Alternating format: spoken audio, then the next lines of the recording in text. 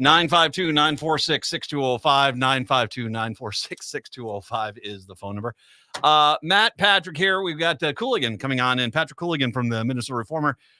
They've got a big story there about the changes to the judicial system that happened. They're going to be talking to Brett about that. It's much nicer outside than yesterday and the day before were just, ugh. You okay in there, Patrick? Yep. All right. Well, we'll Patrick's trying to get the video up and running. Hopefully that will work here pretty soon. I hope you're having a day. It is a lot warmer, or a lot less warm than it was the last few days here in Minneapolis, St. Paul. Looking a lot nicer out there, and I hope you get a nice chance out there. The traffic is people say, oh, no one's going in the office, no one's going down there. So where are all these freaking people going, man? The traffic seems to be just as bad as it always has been back pre-pandemic now, especially Tuesday, Wednesday, Thursdays. And I know conservative. I'm on the roads, and there is no one on the roads. I don't see anyone. Shut up. I mean, it's out there. So yeah, it's people are going back to work. As a matter of fact, someone told me, was it one of the banks, US Bank's going to go back in August now? People are coming back. I mean, I think that it clearly is one of those things where you're getting a lot of people get back downtown. And then, of course, you have all the people that are living downtown. So, yeah, this entire argument about things being, empty and bad, I'm not seeing it. Weekends seem to be packed downtown, man. Weekends seem to be packed. And yes, there is a little bit of crime. Not going to deny that. Undeniable. As a matter of fact, let me start off with the crash. There is an element of this story about the 6 kids in the Kia that crashed here that I think is just one of the, just to tell you how stupid these kids are. Because, I mean, they really, it did not go well. Authorities say a pursuit of a stolen vehicle with 6 utes inside ended in North Minneapolis Monday when the driver hit another car and both vehicles crashed into a bus shelter, hurting a pedestrian inside. Hennepin County Sheriff's Office say members of its Violent Offender Task Force, including Minneapolis Police and other agencies, were working in joint operation in North Minneapolis when they saw a silver Kia traveling erratically just before noon. Law enforcement pursued the Kia as they discovered it had been tied to several armed robberies that morning. The driver of the Kia fled. Officers eventually crashed into the blue SUV near the intersection of Olson Memorial Highway and Penn Avenue North. Both vehicles then smashed into the Metro Transit bus station, injuring a man inside of it and destroying the structure. How the guy that was inside of it didn't get more injured, I don't know. You got to see the pictures of this thing. It is pretty nasty. The sheriff's office said the stolen Kia's passengers, 5 boys and 1 girls, all tried to flee on foot, but were arrested. This is where you got to see the picture of this car. I mean, this car literally had to have rolled. It had to have rolled. Airbags off, every side of it crushed, ding, dented, ba-ding, ba-ding, ba-ding, every side of it. And yeah, they tried. They had to be injured. They tried to run. They did not get far. And all of them were arrested. In total, 8 people were hurt in the crash, all expected to survive. The 6 juveniles were taken to area hospital, as well as an injured pedestrian. The woman who was driving the blue SUV was treated at the scene. Eventually, the Hennepin County Sheriff's Office policy about starting the chase, according to their manual, the chase can be initiated when it's reasonable to believe the suspect is attempting to evade arrest or detention. Deputies also say they have to consider 13 factors, including the seriousness of the suspected crime, how busy the area is, and the time of day. And I think that all makes sense. The manual says an immediate apprehension of the suspect is generally not more important than the safety of the public. Sheriff's Office spokesperson confirmed the choosing to start Monday's chase was consistent with department policy. Minneapolis Police Department loosened its chase policy last month, adding felony firearm discharges to the crimes which are it's acceptable to go after someone. The change allowed for a recent chase that ended with Chief Brian O'Hara running down and arresting a young suspect on gun charges. I will say this. I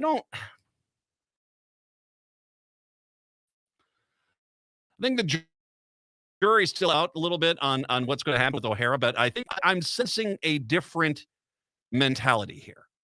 They got all these guys. They seem to be getting a lot of these guys off the streets, which is good.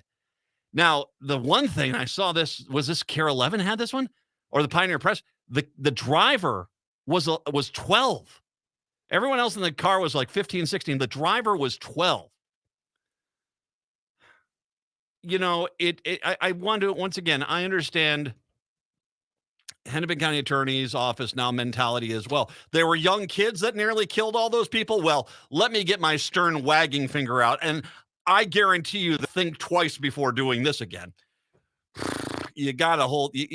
I'm not saying you lock them up for life, but you nearly killed the guy in the bus stop. They could have killed anyone at any point. I don't care. The kid was 12. There's got to be some level of consequences here. Because if you just let them go back to mom, I'll tell you what, I mean, if I was nearly killed by this car and I found out the Hennepin County attorney was going to be like, oh, well, you know what? Well, we're going to let them get a 3-strike rule on this one. Come on. And once again, I'm not saying you'll lock them up for life. I'm not saying that. But I hear a lot of people making excuses for the criminals. What I don't hear is how do you hold them accountable in a society? And yeah, sure, I get a little bit of the kumbaya side of things on the left side of the aisle here, where it's kind of like, Matt, if you just took them camping once, take them camping, they'll realize their mistakes and everybody's going to be happy. No, that generally doesn't work. And I'm for conflict resolution that is not necessarily hard time, for minor offenders. But this theft, multiple attempted robberies, evading police, nearly killing some people, I think we've graduated here. And I don't want to have, there's going to be a study that's out here. And trust me, I guess I'm really saying here with this story and with the stories that I've kind of talked about with this is I can already see the cab coming down the street with its doors wide open. I guarantee you Republicans are keeping track of every one of these incidents, every one of what's going on. And if they can confirm that a kid who is been at 12 years old, stole a car, enrolled it, and was part of a bunch of armed robberies, and was let go with well, you got a pinky swear you're not going to try this again. And then when they're 14, they stole a car and nearly killed somebody. And, now we're going to get the real serious wagging finger out. Waggy, waggy, waggy, waggy. And then they're doing this. It doesn't give you the feeling that you are solving this problem. It seems like what you're trying to do is prove a theory and failing spectacularly at it. And I think you've got to be careful with not if you're going to basically say, well, we're going to let them home after 3 months. Really? Like I said, I'm not saying that this is a person that needs to go to jail till they're 30, for goodness sakes. I'm not saying you charge the 12-year-old as an adult.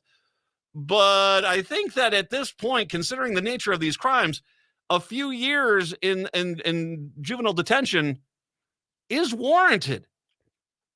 But Matt, is that really solving the problem? I don't know. I mean, if you're not aware, in December, I was hit by a drunk driver. One of the things that I've done in a lot of the reading that has happened here is the fact that there is this mentality when it comes to drunk drivers specifically of, well, what do you do? Well, we can basically, do anything here, but they're going to still drink and drive. Well, then lock them up. Lock them up. If that's what it has to mean, at the 8th, 9th, 10th, 12th, 14th time you've had someone drunk as a skunk driving down the road, at what point do you think, well, we'll just drive you home and promise us not to go hit the Jack Daniels again? That's not working. It's not working. And you have to ask the question of what do you do to keep the community safe? You have someone who clearly does not care about their own life, let alone anyone else's, who will eventually kill somebody drinking and driving. Maybe themselves, maybe someone else, maybe multiple people. And when that does happen and it's the 15th time, you guys are, what were we supposed to do? Keep the public safe.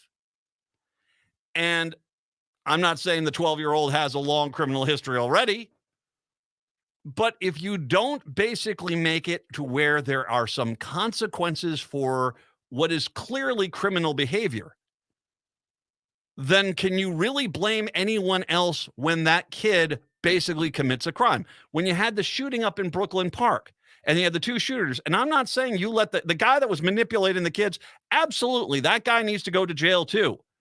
But the people that pulled the trigger that murdered the woman, they need to go to something more than what they were going to get. 18 months of juvie, then home for DoorDash and Netflix. That is not punishment, especially for murder. But Matt, their brains aren't developed. Well, but they've murdered somebody. In this case, these kids, 15, 16-year-olds and a 12-year-old, they've committed multiple crimes, multiple problems. They've got you can't just give the stern wagging finger and say, "Mom, you got to promise us you're going to chew them out a little bit." I mean, frankly, if I can be blunt, I think you could already look and say that there has been a failure of the parental level already. I mean, I don't know. I'm not going to necessarily say, particulars, but at the same time, if you're a kid, you don't know where your kid's at, and your kid's gone. Your kid's 12 years old. God, I think about when my kids were 12. If they disappeared for 4 hours committing, as they were out stealing cars, committing crimes, I understand parents are working. I understand this, but there's something that is broken here. And you've gotten to a point where a 12-year-old stealing a car, committing multiple burglaries, nearly killing people, and destroying a bus shelter while they roll a car. Something bad's going on here. And no, I don't want to hear the kumbaya crap. I don't want to hear the, well, Matt, 16 strikes and you're out. Come on, man. I'm not saying you lock them up for life. I want to make sure of that. I mean, that's what Republicans say. They should lock them up and throw away the key. That's their mentality every time. But we when you're fixing a broken judicial system, which I fully believe the system has been horribly broken. I think it's top to bottom. That the system has been racist, bias, class bigoted. That you're middle lower class. You're going to get treated very differently than the wealthy do. I mean, I remember that from a few years ago when we were talked about the child sex offender that was actually, he came back to his parents' house that was in my neighborhood. And what do you do? And I had someone call me up and said, well, if they're wealthy, what they do is they basically get that class status negotiated down so they don't have to report it, and it's, very much a two-tiered system. You got problems in the system, but you can't just sort of sit there all the time and hope for the best. Because if the kids are going wrong, well, that's going to come back. And all of a sudden it becomes very difficult for the people that love this city, to continually basically sit there and say, we're not screwing up, we're making things better, when all of a sudden it's, oh, here's the 16-time offender. They've spent a total of 4 weeks in juvenile hall, and now they've actually killed somebody. And then the question is, will they actually do more than 4 months in juvenile hall after that? Not locking them up for life, but you have to have some sort of punishment to where they say, okay, I get it now. I get it. Yeah. The next 2-3 years of my life, I'm going to be in juvenile hall. I'm not going to be home for the holidays. I'm not going to be seeing family members. And I get that. All right. Got it. Don't want to do this again. While they're there, give them a quality education, help them stay in school, help them get good grades, or God forbid, we encourage people to get into the trades, which desperately need people. Doesn't matter which trade we're talking about. Give them the lessons for life that they head on out there, and they can basically, as soon as they get out, they can either go back to school and resume their school education, or they can go out and get into the trades. I'm 100% for that. Absolutely. But you can't just look at people that are doing this stuff and saying, well, I gave them a stern talking to. I think they've learned their lesson and think you're going to get good results. I don't think that that's the way you want to go with this. 952-946-6205, 952-946-6205. Let's take a break. Come on back. I got to talk about the gross overreaction by the Republican Party in just a moment. 952-946-6205. It is the Matt McNeil Show right here on AM 950.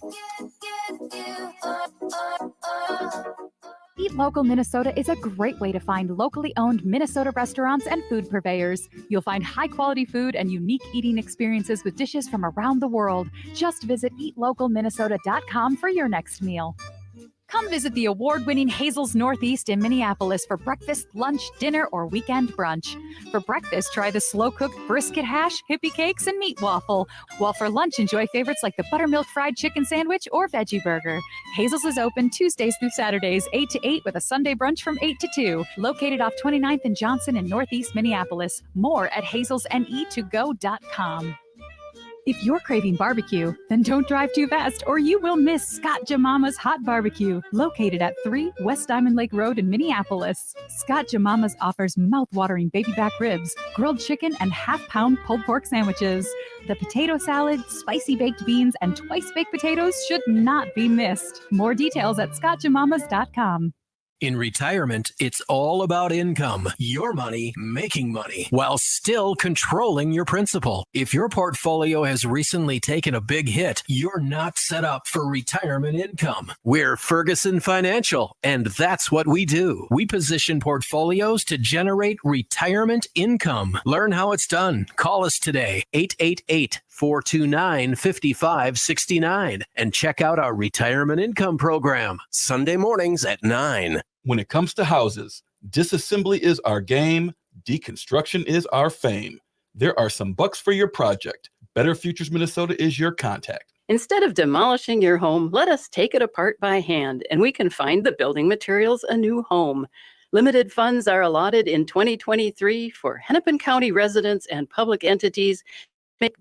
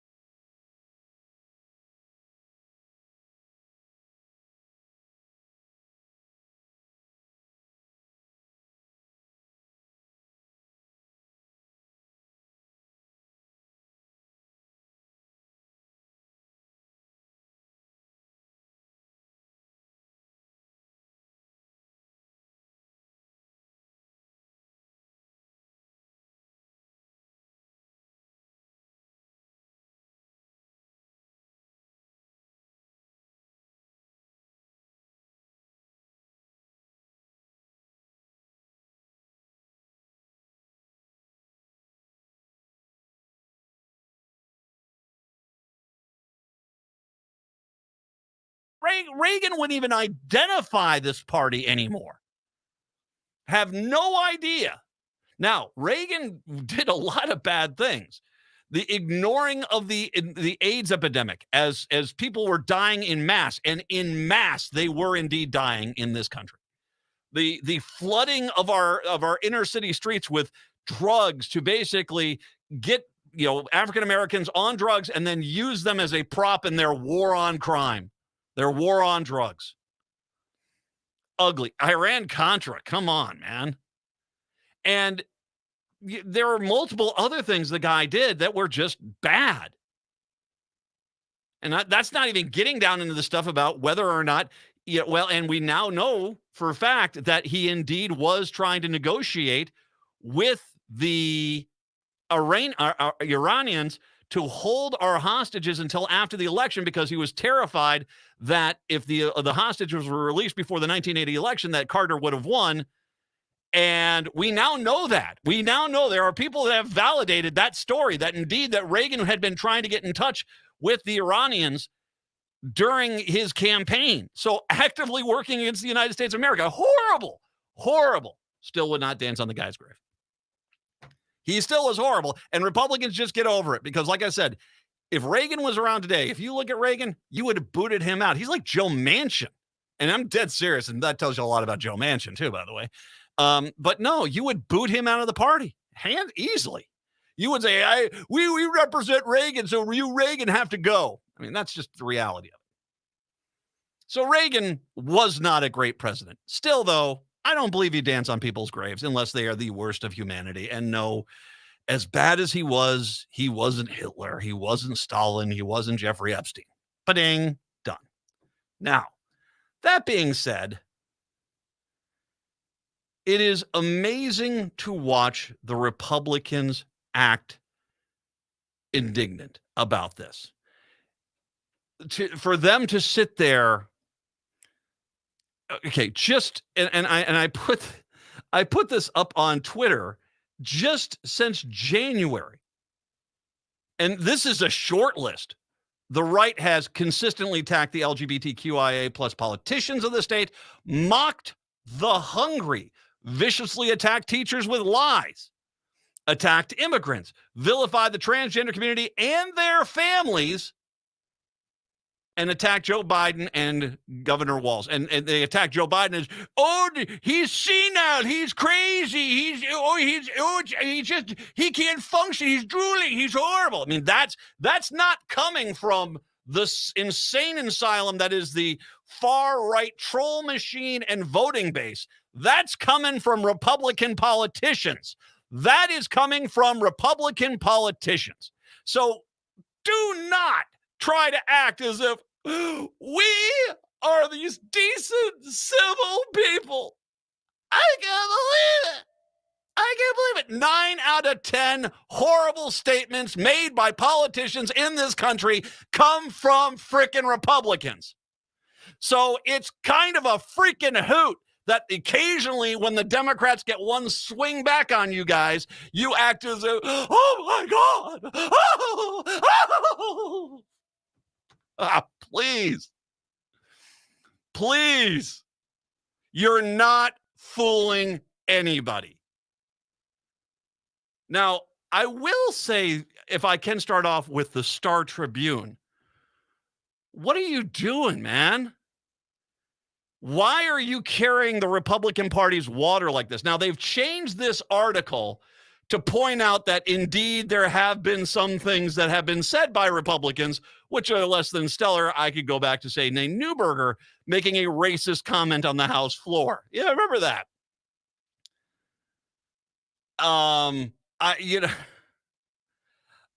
Just the consider, and that's not just, but you have to go back that far. No, gosh, it's, you go watch the video from this last session. Just watch some of the things that have been said. Such a petulant little group of children that the Republican Party is. I mean, you guys are horrible. But here's the Star Tribune saying, we've got a press release from the Minnesota GOP. Get a writer on this. We have to drum up outrage. Come on, man. Where are you guys when these guys say these other things? When the Republican, for God's sakes, Anton Lazaro was convicted, and the Republicans, their sphincters went so damn tight you couldn't hear them for miles. And at no point did you go on out there and make the very fair comparison that this was an insider within the Republican Party. At no point, when these far-right groups went out there and attacked Representative Lee Finke, that you guys ignored that. You didn't basically sit there. You kind of just shrug your shoulders and say, what are we supposed to do? When Drazkowski comes on out there and attacks the hungry people. At no point do you guys saying, where's the condemnation from Republicans? Nope. You guys don't do that. You're not doing any of that. So please forgive me if I have to ask the Star Tribune what the hell you guys think you're doing, because I guarantee you this, you sure as hell are not going to cover the next time a Republican says something about, oh, did Joe Biden, since he's such an old guy, did he poop his depends? You're not going to even freaking cover that. So I have no idea why all of a sudden you're once again back to, well, we'll just print this Republican Party of Minnesota press release verbatim and act like we're a news organization. Please. And like I said, you changed your story because clearly you were so damn biased in even covering this, considering what you've ignored the Republicans saying over the last, few months. You yourselves are basically, you need to be called out. Now, I will come back. I will address more of this when I do return. But yeah, it's unfortunate this happened, but come on, man. This is, the arsonist running around saying, hey, did you see that guy starting the fire? I mean, what are you guys doing? And the Star Tribune ignoring the other fires and saying, we've got our culprit now. Please, come on, guys. 952-946-6205, 952-946-6205. We'll take a break. Come on back. It's the Matt McNeil Show right here on AM 950. Hi, Matt McNeil for Rudy Luther Toyota. You've heard me talk about the Rudy Luther Toyota We Buy program. Now hear from someone who's actually done it, me. Our kid's car, the 2006 Toyota Sienna, served us well for 17 years, but it was finally time to say goodbye. The We Buy program is really simple. I gave them some basic information. We set up an appointment, and after a quick verification, they gave me an estimate and a check, and they made me a generous offer. It was that fast. See for yourself. Try the Rudy Luther Toyota We Buy program at rudyluthertoyota.com. Minnesota has made history by becoming the 12th state to pass paid family and medical leave into law. Starting on January 1st, 2026, you can take up to 12 weeks of paid leave when welcoming a new family member facing a health challenge or caring for a loved one. No longer will you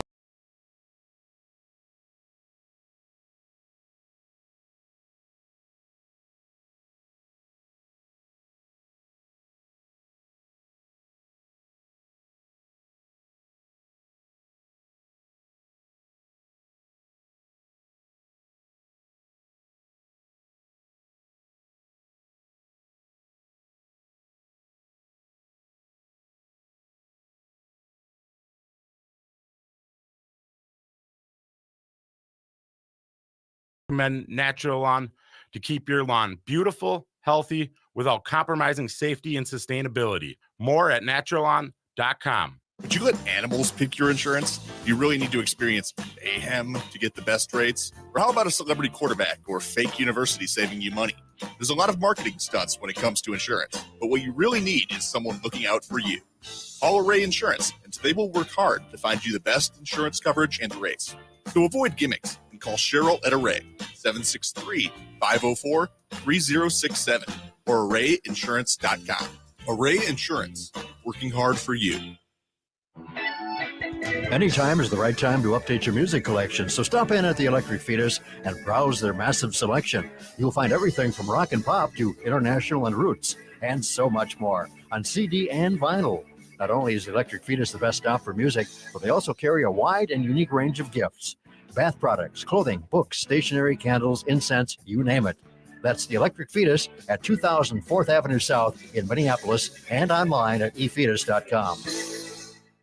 Hey, it's Patrick. While you and your family are ready for summer, make sure your home is ready for summer too. There are going to be a lot of people over at your house for those barbecues and graduation parties in June. So make sure to check in with my friends at Zero Rest to make sure your floors are in tip-top shape. And now that summer is finally here, it's time to take advantage of Zero Res's best deal of the year. Carpets, tile, rugs, upholstery, basically every surface in your home can be Zero Resified, so it's time to call my cleaning heroes at Zero Res. It's also the perfect time of year to get your air ducts and your dryer vent cleaned too. You've waited and now you save. Book now and take advantage of the summer sale and get 20% off all services. Schedule your appointment by calling 9520-RES or going to zeroresminnesota.com and asking for the AM 950 special. Backward or forward spells the same. Zero Res. With your AM 950 weather, I'm Brett Johnson. Look for cloudy skies today with a high near 84. Tonight, partly cloudy with a low around 64. And Wednesday, partly sunny with a high near 81.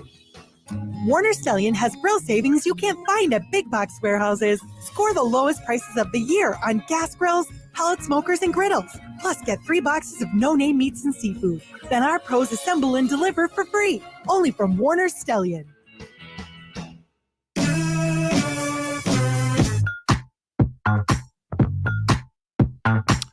AM 950, the progressive voice of Minnesota. It's the Matt McNeil Show. 952-946-6205. 952-946-6205 is the phone number. So Lee does take down the tweet. I mentioned a lot of this yesterday. She takes down the tweet. She does make the good point. It's kind of hilarious for these same people who were chanting "Hang Mike Pence" not too long ago. Is genuinely funny. And and here's what I'll throw back at Han is like, where was your condemnation of all that? Where was your oh, that's right. You don't want to do that now because you're afraid of upsetting your base. That's right. Or when you remember when you had Republicans consistently saying there were kitty litter boxes in elementary schools because there were children that identified as kitty cats, and you guys went to the freaking dark web and believed the conspiracy theories that were just being pulled out of someone's backside and ran with them because you just wanted it to be true. And I remember the one guy getting interrupted. Oh, that's not true. It's not. Because they wanted it to. Where was the condemnation for any of that? See, the Republican Party is a 10-year-old boy who has a little brother who he constantly punches. Punch, punch, punch, punch, punch, punch, punch, all the time. Finally, one day, the little brother says enough's enough and just clocks the big brother. And all of a sudden, the big brother, what do? Oh, my God. Oh, my God. Mom, he hit me. I was doing nothing wrong. I was sitting here all by myself doing nothing wrong. And without warning, he attacked me. Whatever happened to the civility and decency? So much for the tolerant left.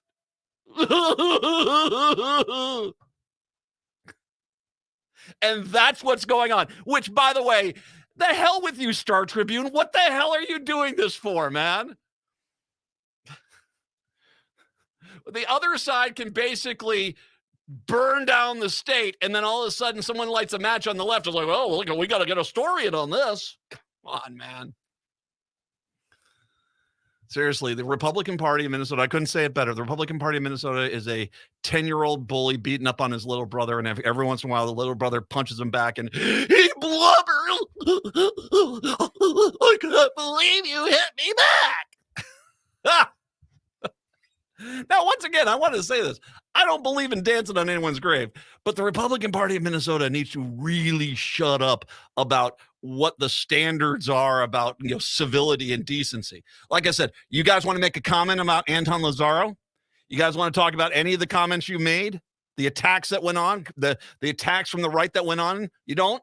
Oh, you're just going to feel like you've been attacked because someone went after Ronald Reagan. By the way, a politician your party abandoned about 20 years ago as far as any kind of standard. And it is the truth. You look at your party today, it's nothing like it was under Reagan. I mean, this is just it's disgusting. But you guys like to think that you're Reagan, even though you wouldn't even tolerate Reagan being in the Republican Party if he was around today. So, that's the thing. And I'm disappointed in the Star Tribune. Yeah, I'm disappointed in Lee. Probably shouldn't have danced on anyone's grave. I'm laughing hysterically at the feigned outrage from the Republican Party of Minnesota, who, oh, you poor little boo-boo kitties. You poor little boo-boo kitties. I will say this. The Minneapolis DFL has kind of lashed out at the Minnesota DFL a little bit, and basically gone after Ken Martin and Governor Walz a little bit. I don't know. Was Ken Martin a little more heavy-handed? This is the quote that he put out there. While there is nothing wrong with debating the policies and legacies of elected officials, mocking the passing of an American president is beyond the pale, Martin said.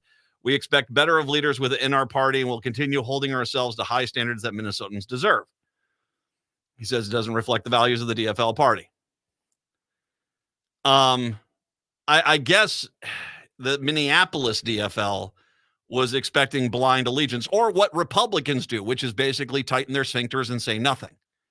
They're no comment. And that's what Republicans do. When a Republican says something truly atrocious, the Republican Party doesn't comment on it, and the Star Tribune doesn't report it. Ta-da! You see? Double standard. But the reality is that I think that all you could have said was, I wouldn't have said that, and I don't believe in dancing on people's graves. End of story.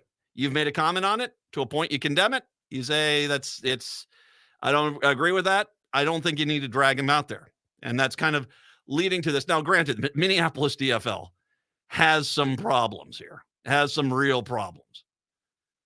By the way, the Minneapolis Republican Party as well has a few problems too. If you didn't catch the picture that was sent to me, I posted this morning. This is a picture of the head of the Minneapolis GOP, Sean Holster, flashing a white supremacist sign while standing with the members of the 3 Percenters, a fascist white supremacist organization. So yeah, hey, Han, you wanna condemn? You're not going to, are you? You're crying too much. Your little brother punched you back, you say. Oh no. Glass houses, dude.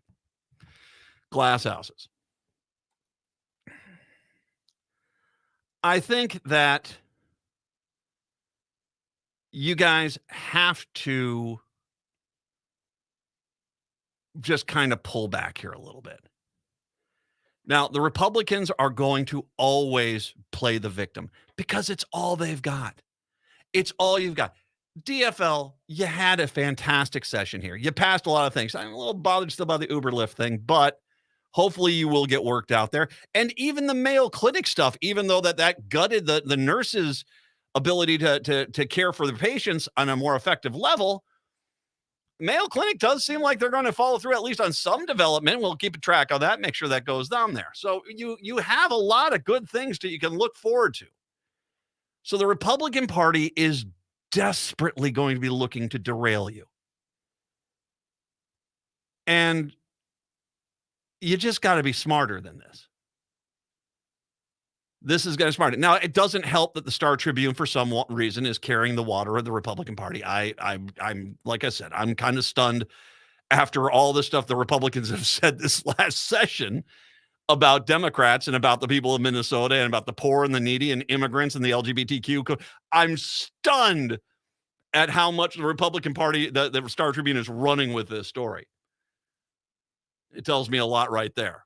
Because I guarantee you, when Jimmy Carter passes away, and undeniably one of the boneheads of the Republican Party, probably a Republican from Minnesota, says something insensitive, you think the Star Tribune's going to go on out there and post anything about that? Of course not. Of course not, man. Of course not. Hey, they can prove me wrong, and if they do, I'll admit it. But I'm not holding my breath. And that is coming. And we all know it's coming. And I mean, Han is basically probably sitting there saying, oh, okay, we're going to send another email. No one makes fun of Jimmy Carter when he passes away, or else we lose our ability to feign the outrage about the Reagan thing. You know it's coming. Oh, and they're already waiting for it. I can already tell you. Republicans have already written up the, worst president ever in America. If you want to celebrate that, fine. There you can already see it coming. So I expect the Star Tribune to have full coverage of this when it does happen. Or else they're just playing, favorites, and that the Republicans get this kind of treatment. And like I said, they can burn down half the city, and Democrats light a big lighter, and they're like, look, fire. Like, really? Ugh. But the reality is that Minneapolis DFL, don't become internet trolls. Just don't. You don't have to. I get it. You're on the far left of the Democratic Party, and you don't feel like you're getting the support you deserve. Well, you guys got to clean up what's going on in that city quite a bit. Your own DFL within the city is having a lot of issues, and you need to start worrying about that a little bit more than whether or not you're getting the respect and the cover from the DFL party headquarters that you think you deserve. Ken Martin, guys, less is better. If you give Republicans the feeling like they've got a toehold, they'll start tap dancing. And reality is when you go on out there and you harshly condemn something like this, I'm not saying it wasn't bad.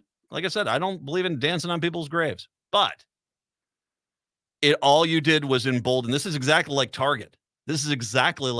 You've emboldened the far right, and Target's wondering the second they started moving things to the back of the store, they're starting to wonder why all of a sudden their stores are getting infiltrated by zealots who are desperately trying to get TikTok views.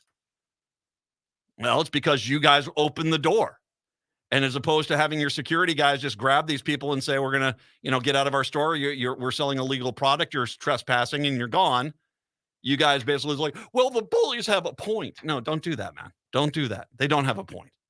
They're just trying to be bullies. And you play right into their hands. But please, Republican Party. Come on, man.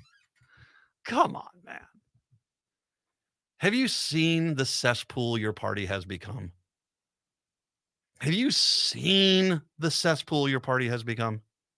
Because you are so desperate to hold on to that extremist far right who's been emboldened that you basically will tolerate anything being said or done. You welcome in the looniest of freaking conspiracy theories. You attack without information or merit. You constantly vilify everyone as the worst that's ever lived, regardless of the situation. And you say a lot of plain freaking mean-spirited stuff that it's hard to believe that you guys are, as you say, Christians. So please, I'm laughing at you. Like I said, I can criticize Lee, but you guys are upset about this? You guys. The constant loony ball train of insults and dismissive, uncivil, undecent behavior. You guys are all of a sudden upset. Oh, gee willikers. Golly gosh. I'm sorry. I am not going to. I don't know. Your outrage is nullified. And whereas I agree that you don't dance on anyone's grave, stop acting like you basically, after 30 years of you constantly going on the attack, and finally your little brother lands one back at you, don't act like you're the victim, because you look like a joke. 952-946-6205. 952-946-6205. We'll take a break. Come on back. It's the Matt McNeil Show right here on AM 950. One of the best things about living in Golden Valley is that it celebrates the LGBTQ community. Did you know that Golden Valley has more LGBTQ households per capita than any city in Minnesota? Did you also know that the Golden Valley Pride Festival was the first suburban pride festival in Minnesota? On Saturday, June 10th, come to Brookview Park in Golden Valley for the Golden Valley Pride Festival from noon to 6 p.m. and celebrate our 5th anniversary. The festival highlights our LGBTQ families, their friends, and allies in the spirit of promoting greater understanding of Golden Valley's rich and growing diversity. The event will feature 2 stages with live performances all day, food trucks and food vendors, a kids area with games, a beer, wine, and cider tent, as well as more than 70 community, business, and sponsor tents and exhibitors. There will also be kickball and volleyball games. Go to goldenvalleypride.com for more information. That's goldenvalleypride.com. We can't wait to see you at Golden Valley Pride Festival. Nightingale is your cozy, comfortable neighborhood restaurant in the Whittier neighborhood at 26th and Lindale. Nightingale has patio, dining room, and bar seating available. Plus, they still have takeout and delivery. Their menu has lots of delicious options like the famous Nightingale burger and fries, ginger tamari chicken wings, smoked chicken liver pate, and more. They're open from 5 p.m. to 1 a.m. daily with their full menu until midnight. So make the friendly neighborhood Nightingale your go-to restaurant in South Minneapolis. Place an order, make a reservation, and more at nightingalempls.com. Over 98% of people who experience sexual harassment or sexual assault in the workplace choose not to report it. Whether it's the fear of retaliation, belief that a bystander will report it, or worry about career advancement, at MJSB Employment Justice, we help employees take a stand. I'm Bree Johnson, partner at MJSB Employment Justice, a 50% women-owned law firm. If you feel unsure what to do following sexual harassment, we will be your voice to speak your truth. Be heard. You deserve better. Contact us today for a free consultation at mjsbjustice.com. AM 950, the progressive voice of Minnesota. It's a Matt McNeil show. Speaking of Target here, now South Dakota Governor Kristi Noem. I think one of the things which is funny about Republicans is they still claim to be pro-business. I mean, they're not. They are only pro-business if that business basically backs up their political decisions and their political narrative. And that's it. And they have it is amazing to me how they have gone out and basically given up that ghost. I mean, it used to be. I mean that was you want a difference between a Republican today and Republican back in the 1980s. And the Republican in the 80s, no business ever did anything wrong. I mean, they were always given the benefit of the doubt. It didn't matter if the executives or the CEO was a Democrat or Republican. The holy grail was the business. Today, look at Republicans from DeSantis down in Florida to the Republicans in Minnesota saying boycott Target. The state's second biggest business and I think it's the second largest employer in the state. And Republicans in the state of Minnesota have encouraged a boycott of that business. That's amazing. Kristi Noem is another one, South Dakota governor, once again, anti-business Kristi Noem. She's lashed out at Target executives over a charitable donation given to a group that supports the return of federal land, including Mount Rushmore, to Native Americans. Target has found itself in the center of right-wing anger over corporations supporting social causes, including LGBTQ plus rights and racial equity programs, accusing these companies of turning their backs on conservatives. The brouhaha began with backlash towards some of Target's 2023 Pride collection, which once again, I think Target, the mistake you made was starting to cave to the bullies. You don't do that. You just don't do that. And now look, they feel like they're emboldened. Now they're looking for reasons to go after you because now they've built up that Target is against us to their base. And so now they're looking for reasons to pile on. And frankly, you know what? I think that, maybe it's going to take a case where you shut down all the Targets in South Dakota and all of a sudden you put, 10,000 people out of work. And all of a sudden they're like, wait a second here. What are you doing? We didn't mean for you to shut down. We just were critical of you. We're not welcome here. We're not welcome here. So, and I think that's some to a point. That's what you kind of have to do. And maybe that's a lot of loss, but the reality is that might be what you have to do, because I guarantee you this, if all of a sudden quick side story. I saw firsthand back in the 90s, I was working for a radio station in Eldora, Iowa, KDAO. And I saw what Walmart did to rural Minnesota, rural Iowa. And in rural Iowa, one Walmart opened 20 miles away. They literally went to every grocery store, every pharmacy, every clothing store, they would price check everything. There was a local pharmacy that was in Eldora that was a cute little pharmacy that no matter what they put on sale, it was for 5 cents cheaper at the Walmart, and they would put it specifically in the ads. And they couldn't figure it out. They wouldn't let people in. They must have had people with hidden cameras walking through the store, getting all their prices. The second all the pharmacies closed down, what did that Walmart do? Jacked up their prices. That's what they did. That's what we saw down there, because they didn't have any competition. They ran all the competition out and said, all of a sudden, now we're the only game in town. So you can drive down to Des Moines an hour and a half if you want to, or you can basically just shop here. Well, maybe that's what they need, because I guarantee you this. If all of a sudden all they had was Walmart, I guarantee you Walmart wouldn't be nearly as affordable as it is now, because the only reason that Walmart is probably as cheap as it is because they're trying to keep up with the prices that Target has. So you basically, it would hurt them because they'd lose employers, jobs. They would also lose revenue, and they'd also, basically be stuck with a one major retail state. And I guarantee you're not going to get the cheapest prices there. Noam, a Republican, shared a Fox News report calling attention to the donations on Monday. Target wrote in its webpage highlighting the organization's charitable donations that the nonprofit received a grant of in 2022 through the amount of the funding was unclear. Target's leftist executives supporting giving away Mount Rushmore. Not on my watch, Noam tweeted. America's symbol of freedom will endure.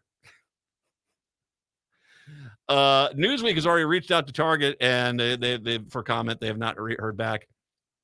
Mount Rushmore is on stolen Lakota land, and its very existence is a symbol of white supremacy.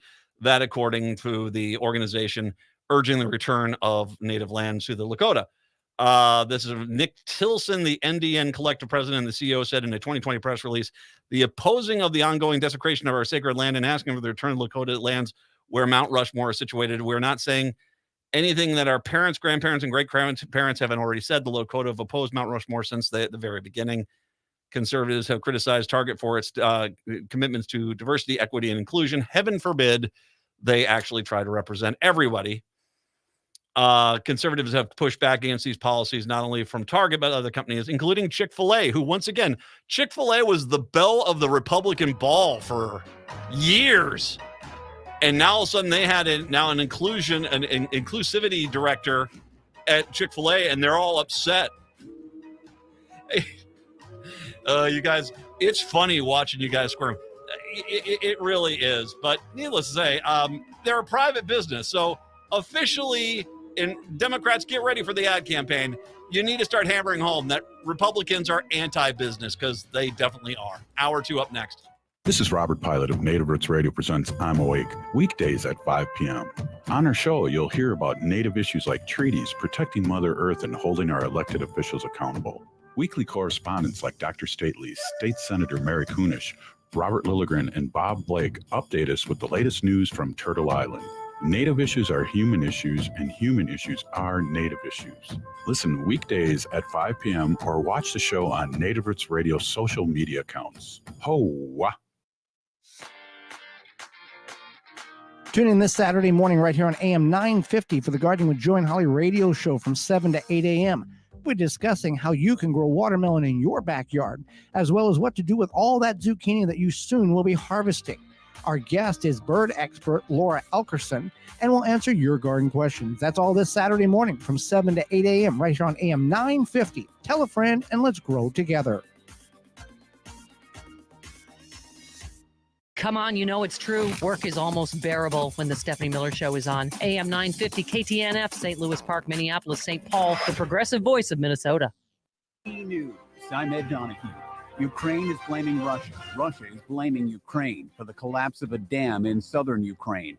It has sent crop prices higher around the world, and there is flooding in the region. John Kirby is with the National Security Council. We've seen the reports that Russia was responsible for the explosion at the dam, which I would remind, Russian forces took over illegally last year and have been occupying since then.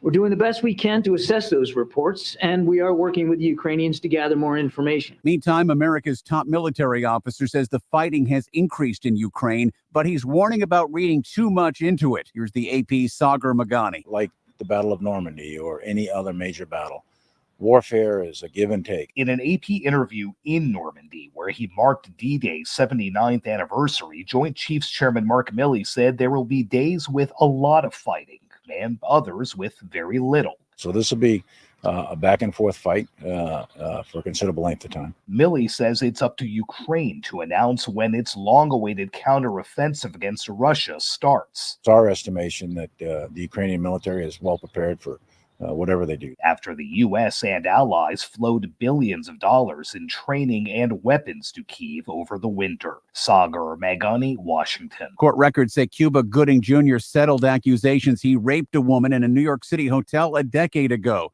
The Buffalo Bills say DeMar Hamlin participated fully in practice for the first time in 6 months since having a near-death experience during a game at Cincinnati.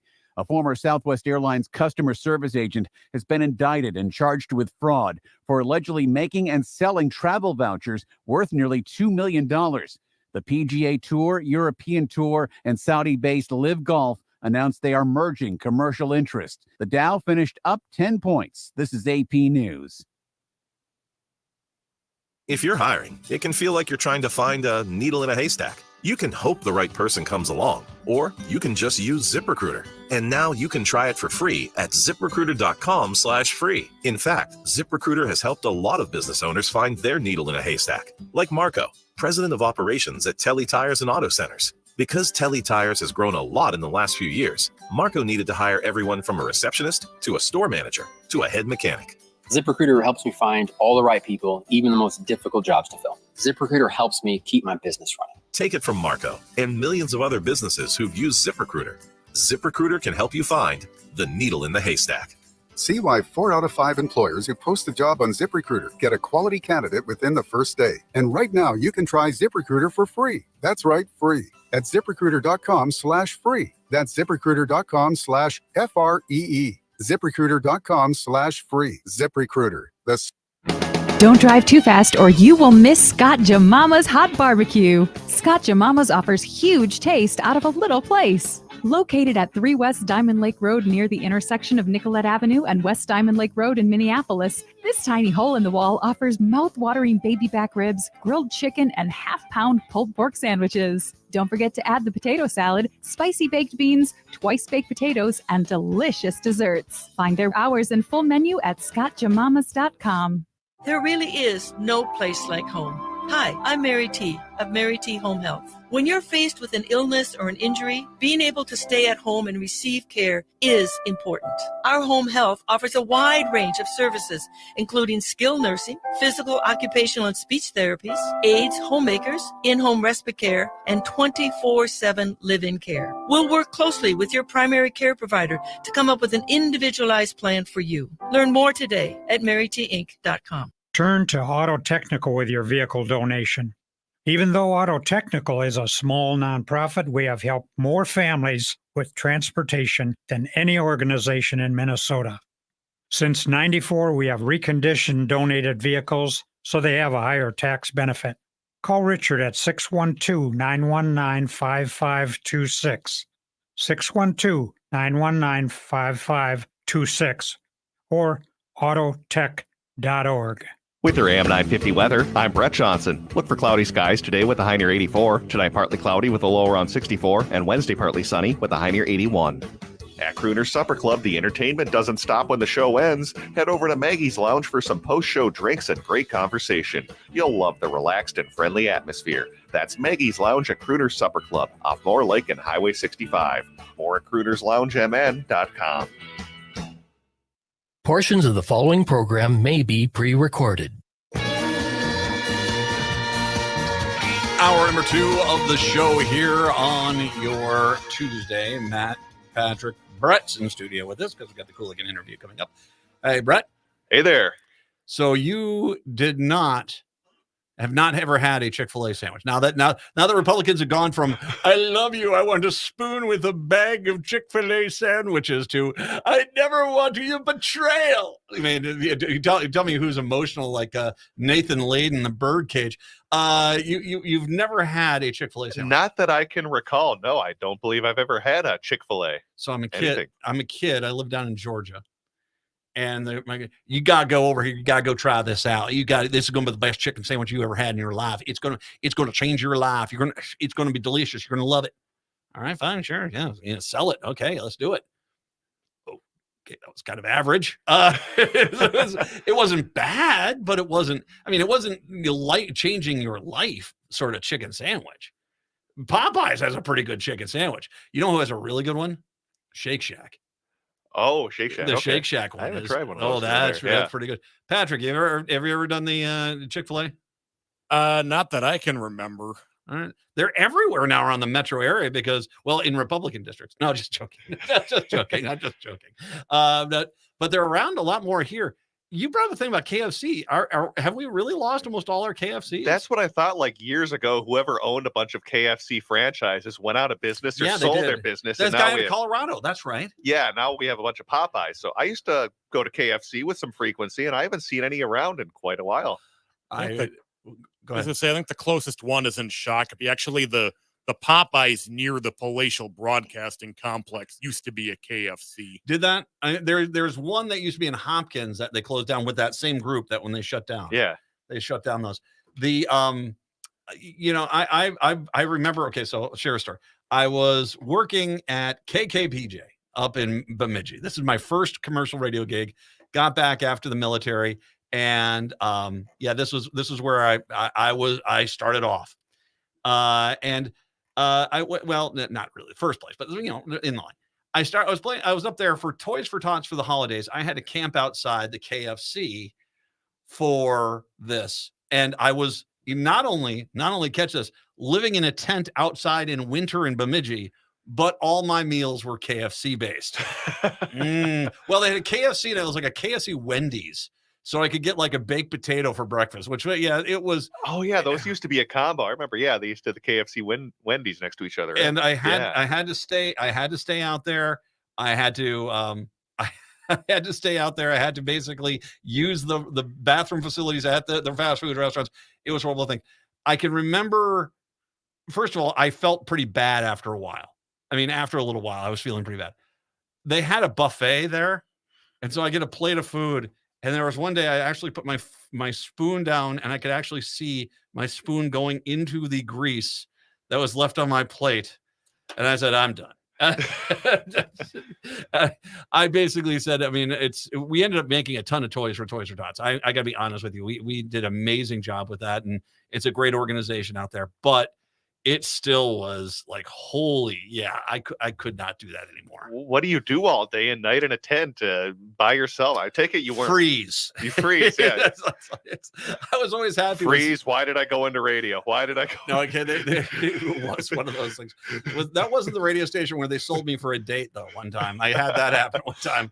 That was truly, I will never do that again. I will never do that again. I'm not going to go with it. I'm not going to do that again. But this was pretty rough. I was in a military grade tent, though, outside with a heater. It was still brutal. I mean, it was cold. That was the winter that I had, the coldest winter I've ever had, where we had a week straight where the highest temperature was minus 22. For a week, the high temperature was minus 22. It was not warm.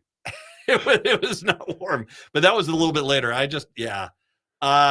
not going to do that again. So you can find a fast food restaurant for me to park a tent outside of.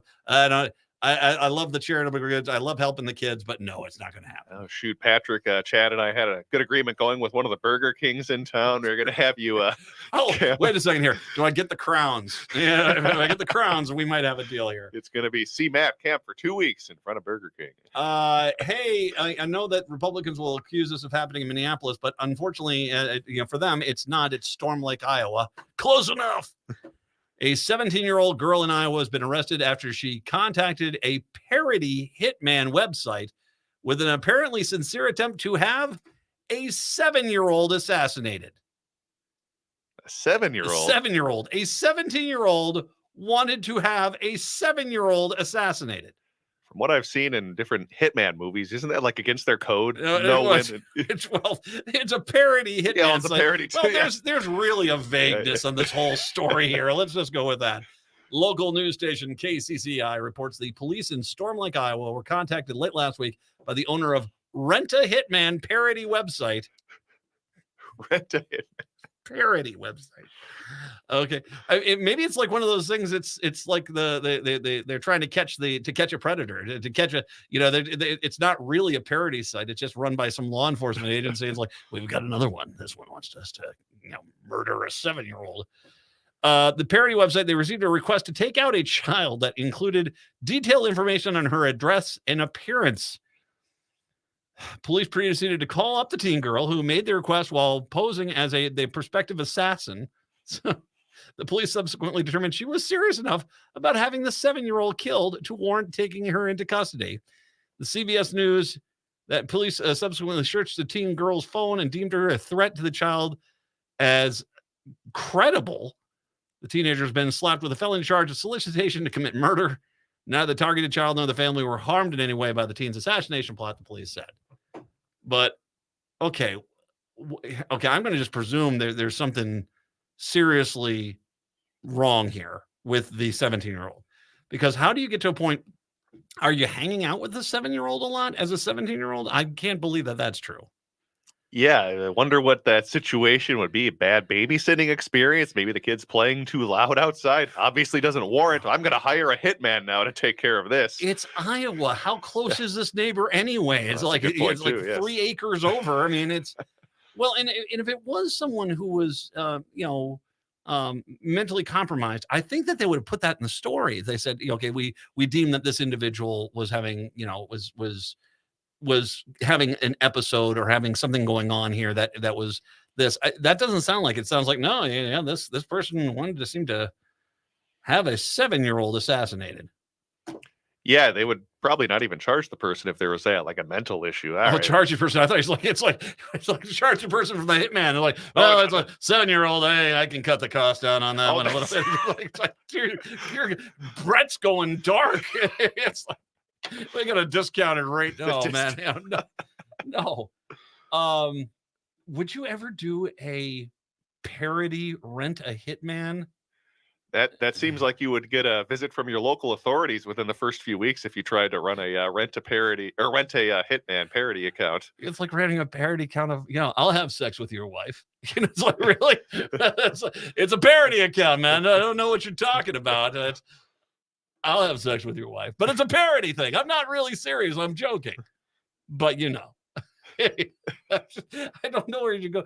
You got a lot of extra time on your hands. You got my days are full. I defrosted a freezer today. I planted some moonflowers, watered my yard. I had a busy day already. You didn't hire a hitman. I did not. I was not like targeting the young children of my neighborhood with a hitman. I'm contemplating. In my spare time, I contemplate chicken sandwiches. That's what I do. But there you go. Like I said, charges have been filed. I'm going to, someone's going to go to jail. And kids 17 years old, they're going to go to jail. The parents of the 7-year-old, I would want the police to take that seriously. I got to, man, the repercussions of this are going to be pretty bad. Yeah. All right. So we have, speaking of crime, that is a subject. The way that we deal with criminals in the state of Minnesota is a subject that you and Patrick Cooligan at the Reformer touch into today. Yeah, lots of criminal justice reforms were passed by the Minnesota DFL. So we're going to be talking about why some of these measures were passed and, of course, how they're going to the DFL, how they could try to campaign against the inevitable Republican attacks. Soft on crime. You know where they're going to go with that, obvious. That's what goes back to the thing I was talking about in the beginning of the show, where I was saying, I can already see this cab coming down the street. If Moriarty and the Hennepin County Attorney's Office doesn't kind of charge, people, I'm not saying you don't throw them away for life, but you got to kind of start getting some punishments that are worthy of the crime. That if you don't do this, that's going to come back from the Republicans for sure. Absolutely. Yeah, definitely. So we're going to be talking about that and how a lot of these measures that they've put through have been backed up by social science. So it's not like they're just pulling these out of nowhere saying, all right, we're just going to randomly not have this person on probation anymore. A lot of this was backed up by science. So talking about that. And then the other topic I found interesting, potential speculation of Governor Tim Walz seeking higher office in the future. So- You can't. The guy knows how to present himself. I mean, that video that he put out with the drone. Yeah. Oh my God. I mean, that looks as good as anything you see from a presidential candidate. And then you have the great session they just had too. I mean, he's definitely- building that resume. if He ever does definitely that. is, and he still is. Yeah. So okay, the question: did he veto the Uber Lyft bill? Just now you got an interesting thought process here. Okay, I had not thought about that. Here it is. It's Patrick Cooligan with Brett right here on AM 950. AM 950, the progressive voice of Minnesota. Brett Johnson with you here on a Tuesday afternoon as we're joined by Patrick Coolican of the Minnesota Reformer. Great resource for the latest in Minnesota news and politics, including doing a great job covering all the bills that were passed by the DFL-controlled state legislature over the past few months. In fact, today we'll be chatting about some of those bills, including ones on criminal justice reform and also on non-compete clauses, as well as national speculation from Governor Tim Walz, possibly seeking a higher office in the future. So lots to get to today. Patrick, thanks so much for coming back on the show. Always a pleasure. Absolutely. So let's start off going through more bills that were through the legislature and maybe some things that you may have missed over the past few weeks. And one that kind of caught my eye was something you guys are writing about today, which has to do with a number of criminal justice reforms that were passed by the DFL state DFL-controlled legislature, and that's despite the constant attacks we typically hear from Republicans on the DFL as being soft on crime. But they were able to pass a number of criminal justice reforms despite those attacks from Republicans. So what are some of the highlights that the DFL were able to pass during this session, and which ones are mostly getting criticized by the GOP? Yeah, like you said, I think we all remember the election campaign when Republicans tried to crank up an older playbook and hit Democrats as soft on crime, which kind of coincided with a lot of pretty sensational coverage of crime in the local media and the national media.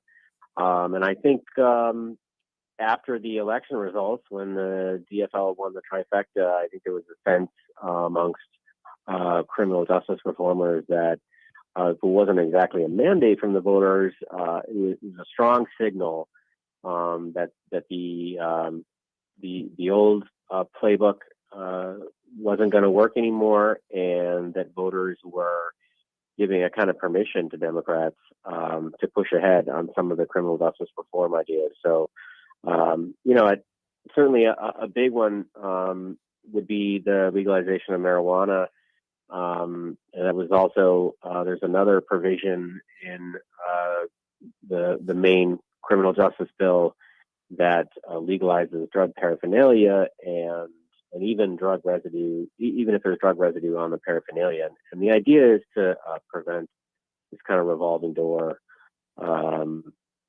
where somebody gets picked up for paraphernalia when they clearly have a problem with addiction and aren't necessarily the kind of criminal that we ought to be spending police and prosecutorial resources on. Another big one is the ability to serve good time is kind of the common phrase. So if a person is incarcerated engages in the kind of programming that's prescribed to them, whether it's in mental health issues or drug treatment, and they follow the rules, they can get out of prison after half of their sentence. And the idea is let's create incentives for people to do better in prison, and so that when they get out, they're less likely to reoffend. They also reduced the terms of the maximum term of probation and other forms of supervision. Traditionally in Minnesota, we've had low incarceration rates, which is a good thing. We've had very high rates of probation and long probationary terms. So they've capped that at 5 years. The Sentencing Guidelines Commission had already done so. But crucially, this does so retroactively. So there's people with a probation term as long as 40 years, if you can believe that. And so now we're ending that practice. There's another provision that allows for that's going to allow for free phone calls for folks in the prison. I think there's the common sort of populist response to be, well, why are we making life easier for prisoners? But the idea here is, if they are connected to their family and friends, and they have a stronger social and familial network, they're less likely to reoffend. So all this stuff, there is a logic to it all. Democrats who are pushing these policies say that there's solid evidence that it can work, and it's still not without political risk. I think if you can imagine the campaign ads if someone who got out after serving only half their term, only their prison term, and they reoffend in some spectacular fashion. You can see how that's definitely going to be part of a political campaign. But Democratic criminal justice reformers just stuck to their principles. They in a phrase that I made a couple of weeks ago, they bet on themselves here. Absolutely. And I think as I was even reading through some of the DFLers even admitted that, yeah, these might sound lenient in some cases, but they are generally backed by social science. And you were bringing up just that insane statistic, 40 years on probation seems, most certainly quite excessive. So even though, as the DFLers say, many of these types of proposals are backed by social science, it's still going to be very tough to campaign on. Talking about some of these provisions that they've put through, I take it a lot of these has been passed in other states, so they at least do have some data where they can say, well, something has worked in California with criminal justice reform, whether it comes to probation or however else something works, where they can point to other examples and say, well, these are how things are done in other states. So I imagine they did some modeling on what other states did, correct? Yeah, good time policies are common. I think more than half of states have that, where you can get out early if you do what you're supposed to do in prison. There's a handful of states that do free phone calls. This stuff is a lot of it's been tried elsewhere, and the hope is that we can prevent recidivism and save everybody a lot of heartache and money too. We can check more about the DFL's criminal justice reforms that were passed in the last session over at minnesotareformer.com, minnesotareformer.com. I want to move on to a commentary that was written today by Molly Coleman, who is the executive director of the People's Parity Project, which is a national profit organizing for a legal system that values people over profits. She was talking about some of the new labor protections that were passed by the DFL legislature, which included things like paid sick leave and wage theft protections. But another area where workers were protected is non-compete clauses.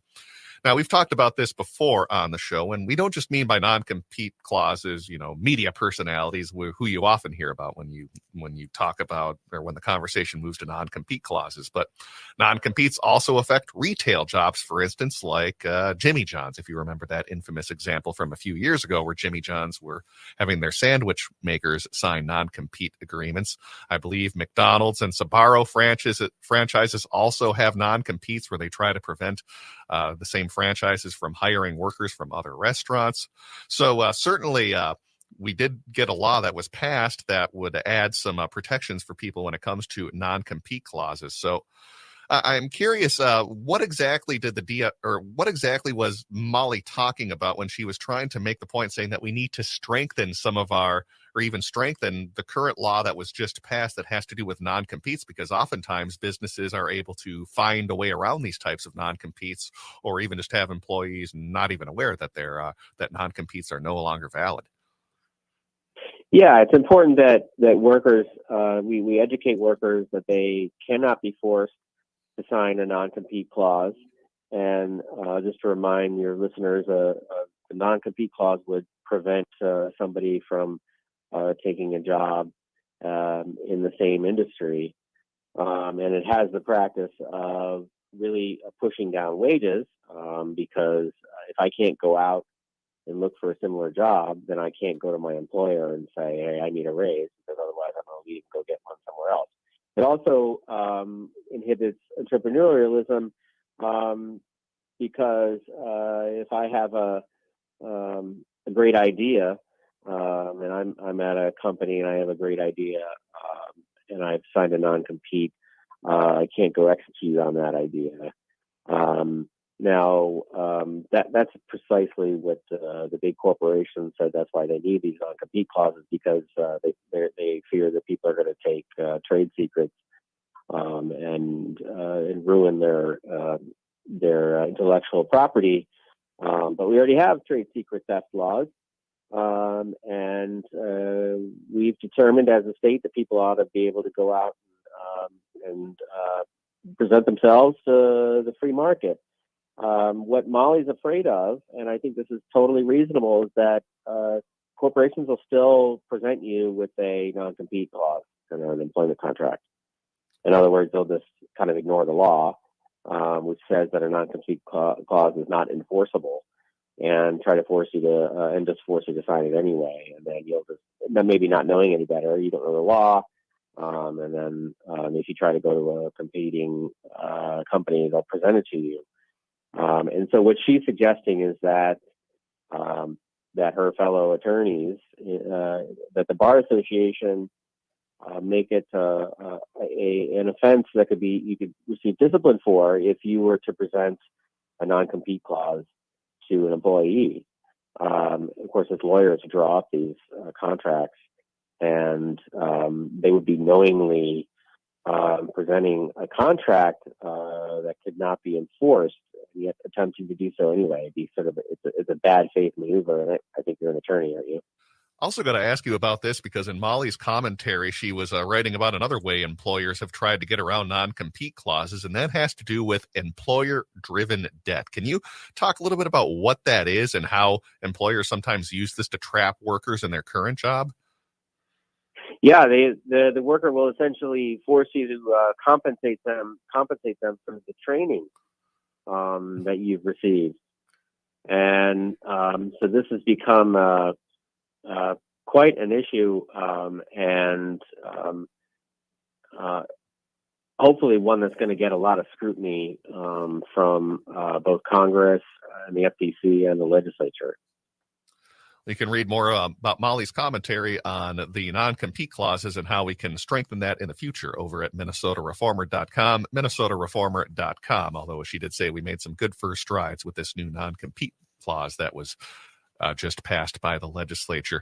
Final topic I want to talk with you about has to do with some possible national speculation for our current governor, Tim Walz, because he, of course, has presided over this recent legislative session, signing a number of bills into law, lots of progressive legislation that I'm guessing has probably caught the attention of many national Democrats. So I'm curious, what exact chatter is there around Tim Walz when it comes to seeking higher office? Because at least here in Minnesota, his options seem a little bit limited, being that we, of course, have two senators that are incumbents right now, and Amy Klobuchar and Tina Smith, who are, at the very least, I would say, popular, especially in the case of Amy Klobuchar. So I'm curious where the national speculation is currently going with Governor Tim Walz. Yeah, I mean, it's kind of impossible to ignore. If you look at the signs, he recently posted a photo with the First Lady Gwen Walz for their anniversary, and they're posing in front of Air Force One, which raised some eyebrows. They spent campaign money, not taxpayer money, but campaign money on this to have a drone, or maybe it was two of them, doing video of the recent the day when he signed all these budget bills, and they had a pretty big crowd there, a much bigger crowd than you would expect to see at a governor bill signing. They held it outside the Capitol. It was clearly made for to be videoed. And then released a video, and it had a little bit of a viral moment. E.J. Dionne, the influential liberal columnist of the Washington Post, wrote up Minnesota including Wall's comments. He's been on national TV more certainly than in his first term. And so, it just has you wondering. He certainly has a good profile in terms of he's a veteran, he's a teacher, he's certainly a good communicator. He comes from a kind of smallish city in a red district. I think he could point to Minnesota and say, I came in to a divided legislature. We flipped the state, won the trifecta, and did all this stuff. So it's an impressive resume for national Democrats, which is not to say it's bulletproof. But certainly video of the George Floyd riots would become ubiquitous in any kind of a national, or I should say the George Floyd murder, the rioting that followed George Floyd's murder. But it comes down to so many politicians, I think, look themselves in the mirror and they see a potential president. And as at the moment, it certainly looks like the Democratic ticket is pretty solidly in place.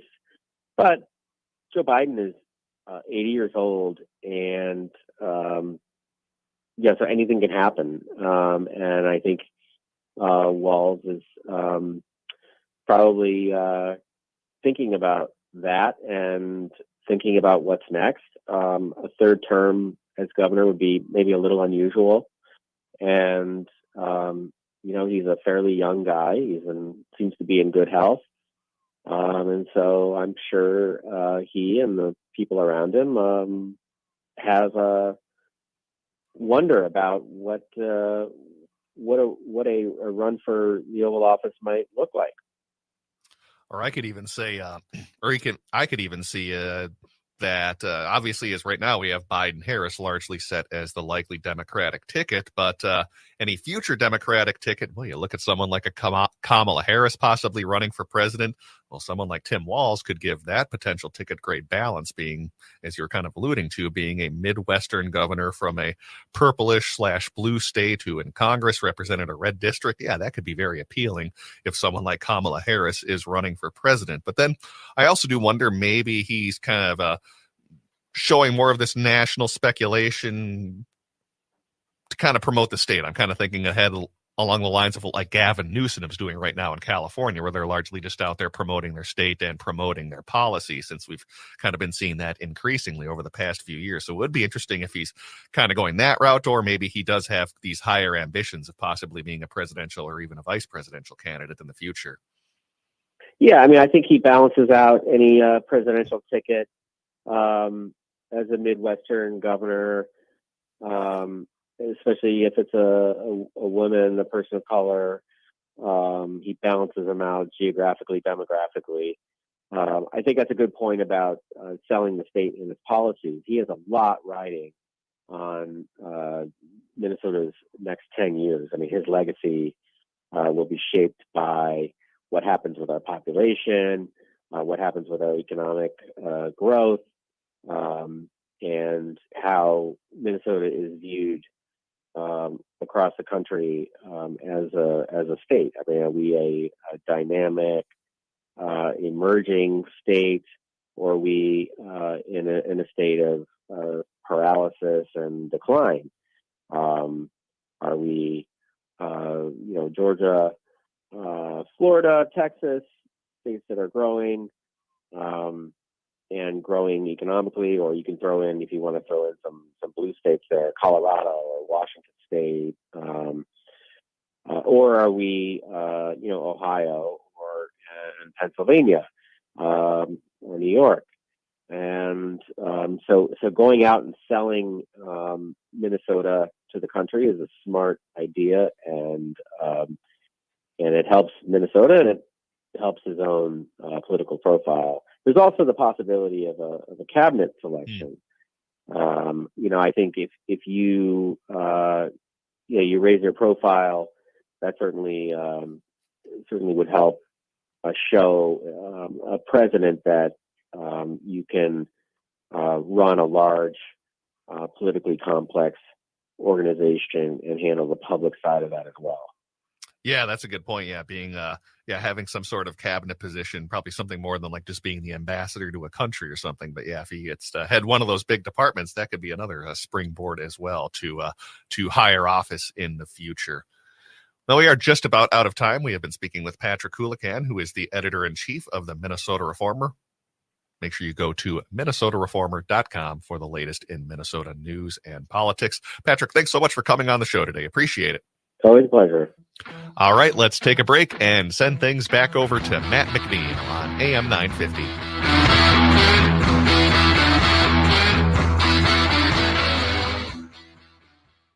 How does this sound?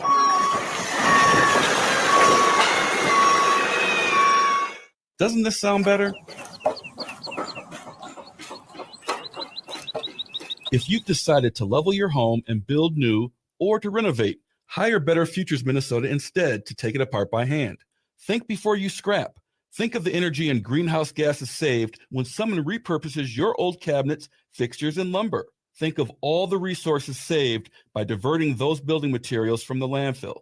Better Futures Minnesota makes it happen for you. Hennepin County residents and public entities, funds are available to make the environmentally responsible alternative comparable to a typical demolition.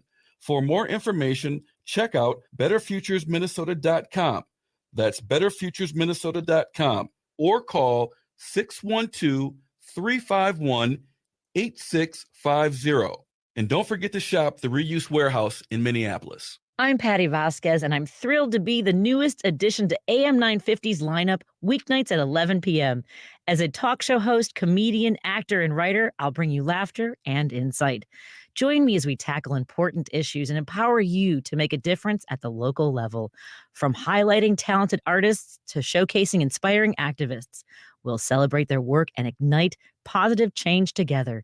So join me, Patty Vasquez, weeknights at 11 p.m. on AM 950, the progressive voice of Minnesota.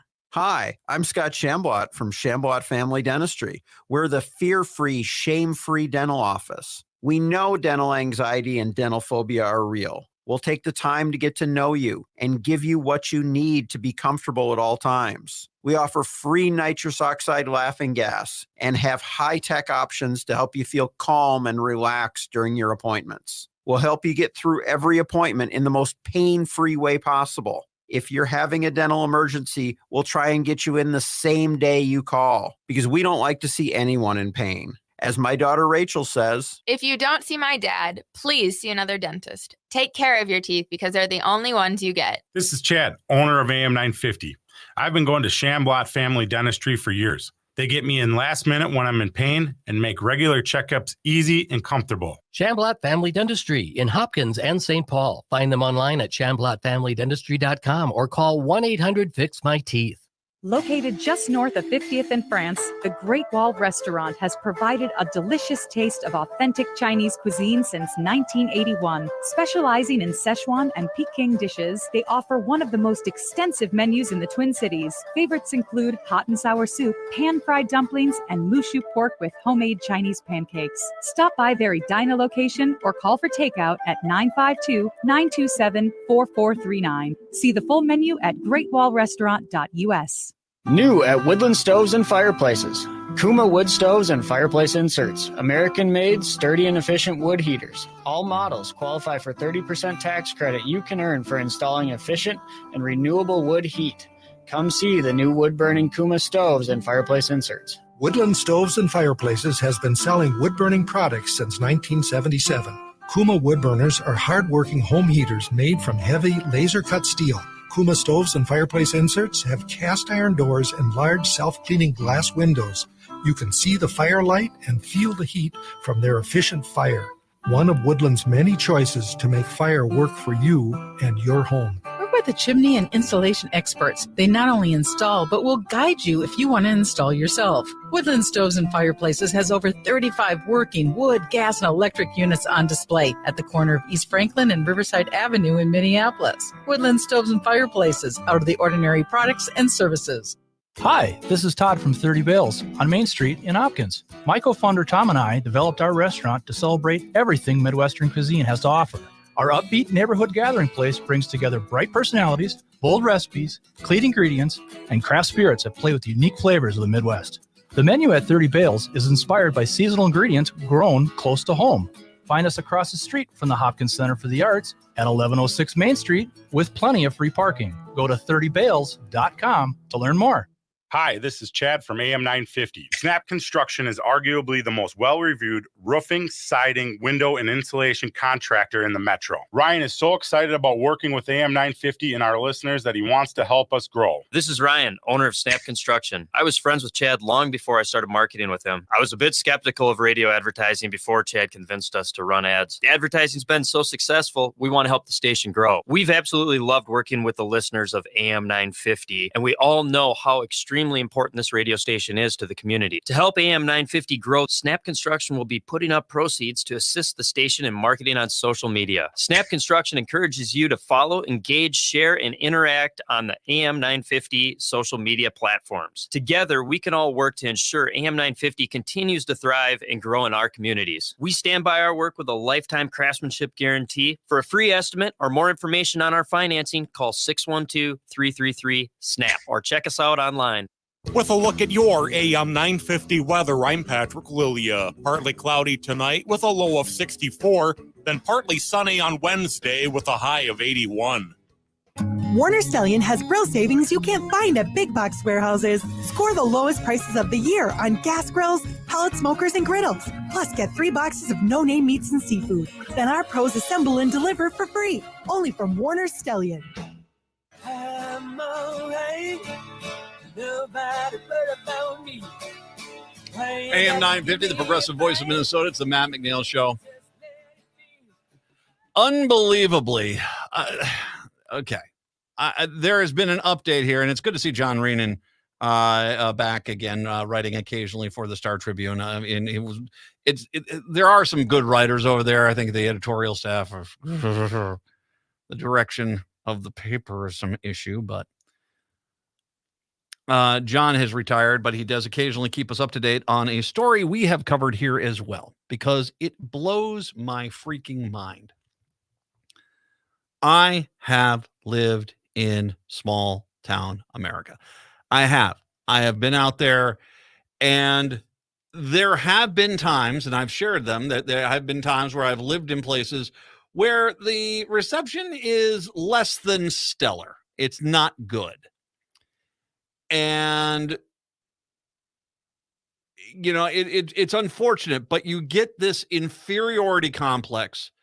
It's tough for rural America to watch every year their 20, 25, 30 kids graduate from high school, 24 of them leaving 3 behind, and they never come back.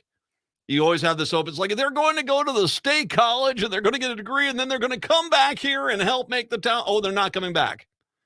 And why would they? I mean, if they go get a degree, don't get me wrong. I mean, a lot of kids, they'll go to get a agricultural degree and stuff like this. But, you know, a lot of these guys go work for these large agribusinesses now. And they don't necessarily want to get a farm. It's the idea of buying a farm nowadays is not exactly, you know, welcoming. And so it's hard because you go to small town America and there's the population is either 55 and older or 18 and younger, and there's really not much in the midway. And so this is why it has always been amazing to me, the same people who desperately need people there and will tell you, it's like, why don't more people move here? The second someone does, why does that person come here? They came from the city. We can't trust them. They're liberal values. Stuff like that. I mean, I've kind of joked about the insanity of rural America. You know, I'll look at education and how many times you'll have a case where a Republican will sit there and say, teachers are horrible. And then all of a sudden it's like, why can't we find teachers to work in the schools? And remember, I used to say, well, have you tried being nice? Have you tried being nice? Doesn't sound like you've tried being nice. You could be nice and maybe people would want to come work for you. I don't know. But it's just, it is amazing to me. And nothing highlights how pathetic and sad your small town looks than what's been going on in Hillman Township. Crispin family moves out there, and because some uptight jackasses with a bee up their bonnet basically feel as if we can't help them because they're from the city, they basically have drawn this thing out and have basically told people, don't move here. Do not move here. Now, it should be noted, this whole problem they have with the driveway to the Hillman's house is not a problem for the town, for a lot of other people. As a matter of fact, it's become very clear that this isn't some sort of established policy, that this is very specifically targeting the Crispin family, who has moved out there to try to have a better life, and all the city has done is vilify them. And it is sad and pathetic how bad this whole thing has gone. It really is just sad and pathetic. But you know what? And that's until they basically get rid of the people that are doing this and fix this problem, this is on them, because now we have actually a final say. Reading from the article, it looks like the Christmas family in Mora, Minnesota has finally reached the end of its gravel road. The Kanabec County Board of Commissioners on Tuesday voted unanimously to deny the family's petition to reopen the years-long dispute over Hornet Street, a gravel road leading to the Christmas home in Hillman Township, some 85 miles north of the Twin Cities. With their legal and political options exhausted, the family appears to have no public path to recovering the quarter-mile segment of gravel road. They now have been declared the property of their neighbor, Danny Schmall, who's an ass. Danny Schmall's an ass. I mean, this whole thing, he's just been kind of a jerk.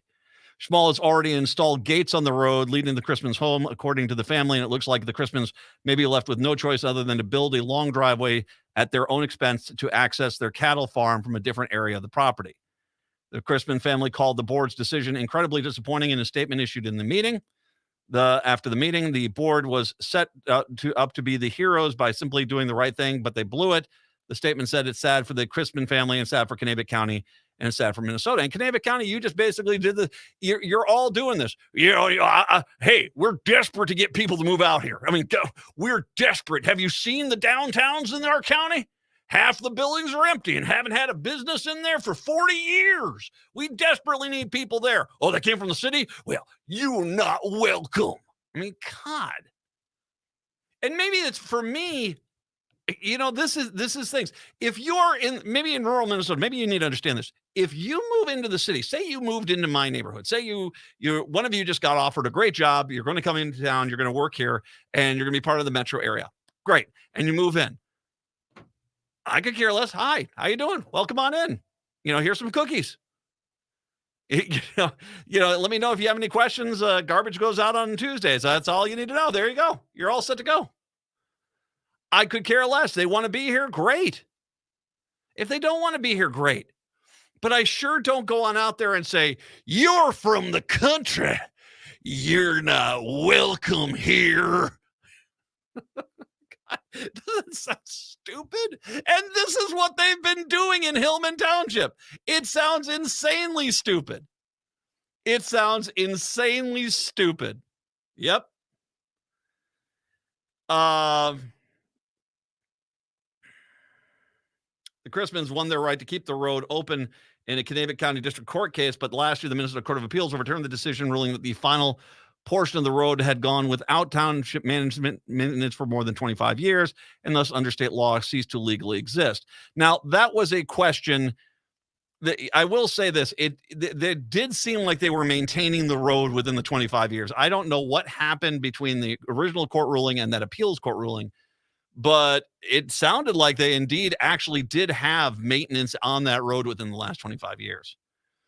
The case has been tinged with anti-outsider sentiment among longtime residents of the county, and in its decision, the appellate court expressed regret in the way the Crispins who moved in the area 27 had been treated by the township board made up of old line residents. We noted our sympathy for the Crispins' argument that the township is displaying gamesmanship by favoring established residents over new residents.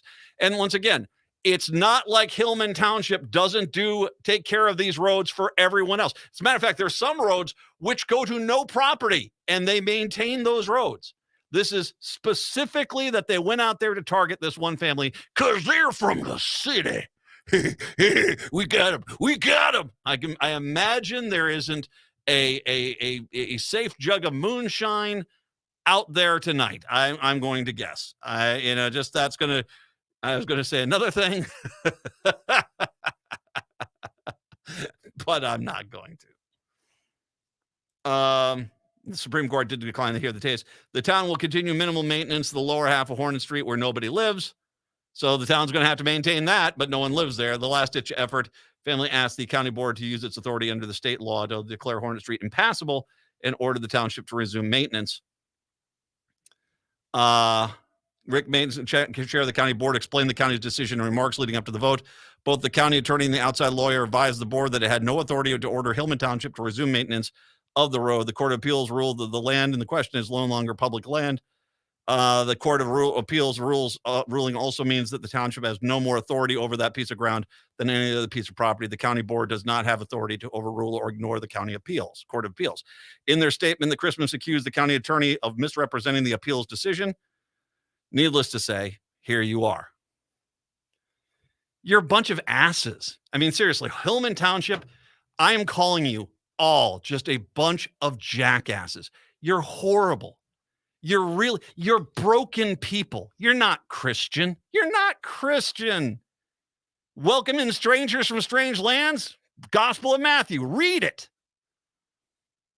You're bitter, sad, pathetic. That's all you are. And you've just basically told everyone, we'd rather the town die than have anyone else come out there. Maybe the DFL needs to go out there and say, you know what, it's why would we be giving state funds to Hillman Township if basically they're making the decision that some people deserve help but other people don't? And maybe that's the recourse. I don't think you can help this family, but maybe what we do is just tell the Hillman Township, you know what? All this funding that's supposed to go for public roads, you guys clearly don't have public roads. You have roads for some and not for others. So we're going to pull all of our funding. We'll give it to some other counties that actually welcome people in, as opposed to you idiots. All of you idiots. And you deserve the grief you're going to get because, frankly, it's disgusting that no one in your group has come to their senses. And I guarantee you're going to be sitting there. I imagine the liberal radio host guy. We got him. No, I'm laughing at you. You're pathetic, and you're sad. You're really sad. But hey, you got your little victory. You stopped that family from being able to have an access to the road. You got them. You got them. Good for you. Good for you. You ain't Christian, and you sure as heck ain't decent human beings. But hey, you got your win.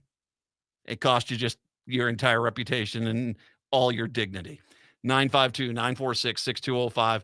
952-946-6205. It's the Matt McNeil Show right here on AM 950. Hey, John, I heard you're turning 65 this year. Time to start comparing your Medicare insurance options. I'm so overwhelmed with all the different Medicare companies and plan designs. I don't even know where to begin. Really? I worked with CompareYourMedicare.com, and they made my Medicare decisions seem easy. Oh, really? What do they do? CompareYourMedicare.com represents several of the top Medicare insurance companies in Minnesota. A local licensed agent will help you compare Medicare plans to determine which products best meet your needs and budget. Hi, this is Jared with CompareYourMedicare.com. We're a local small business that prides itself in helping our community with their Medicare needs. Medicare is complex, but it doesn't have to be. Whether you're planning to retire early or work past Medicare eligibility at age 65, give us a call. We can guide you through how and when to apply for Medicare. Go to CompareYourMedicare.com or call 952-465-0074 to schedule a consultation. CompareYourMedicare.com is part of the Minnesota Health Insurance Network of Agents. Hey, it's Tom. Going solar is a great way to save on energy costs. By using the sun to power your house, you can feel good about an investment that will last for years. All Energy Solar is a locally trusted turnkey solar installer that's been around since 2009. They provide custom designs and quality installations of solar panel systems that work for your energy needs. One of the best parts about going solar is it's an investment that can pay for itself. Your system can pay back 100% of the installation cost in as little as 8 years. Plus, a system from All Energy Solar can pay back over 300% of its cost over its lifetime. There's also many tax incentives and rebates available, and the experts at All Energy Solar can walk you through the entire process to make sure you're saving as much as possible. So go green, both financially and environmentally, with All Energy Solar. Get a free, no-obligation assessment from All Energy Solar by calling 800-620-3370 or visiting allenergysolar.com.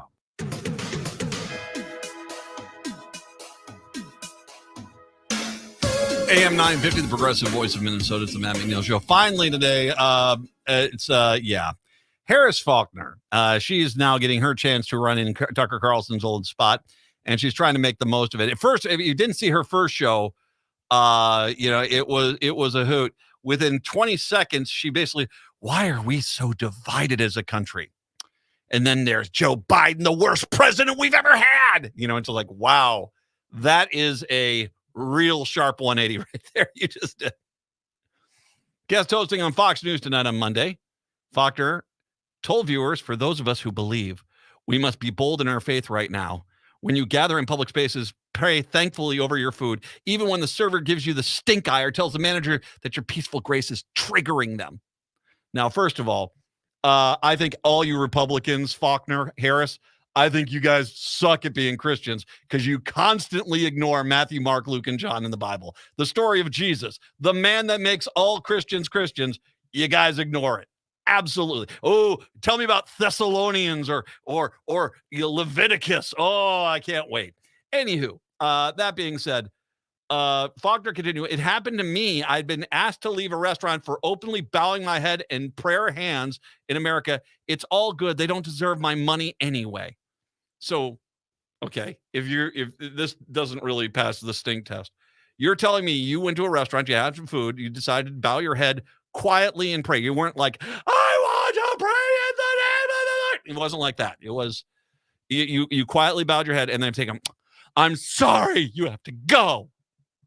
I'm calling bull. You give me the name. Tell me the restaurant. Tell me the restaurant. Tell me where it was. Until you do, I don't think you're telling the truth. I could be wrong. Just prove me wrong. Tell us what restaurant this was. Twitter basically jumped all over her there. Evidence I prayed over food 1,000 times in thousands of restaurants across the country is not what happened to me even once. I haven't even heard of any open grace person saying I know. And then name names if this is true. If there's anything remotely true to this story, I guarantee it was something Faulkner or another member of the party said of the survey that led them to being asked to leave. Other people chimed in and wonder what her prayer hands have to say about bearing false witness. Funny how conservative Christians all feel perfectly entitled to ignore the particular commandment at will. Here's now that I know that they're more of the story. If indeed it's not an outright lie, Faulkner is a multimillionaire. If that were even remotely true, she'd be suing loudly and publicly because that's what people do. So Harris Faulkner, I can see that. Yeah, if this was true, all right, why aren't you filing a lawsuit? They violated your constitutional amendment. You should. I don't think it's real, but you can prove me wrong. Native Roots Radio up next. Till tomorrow. See ya.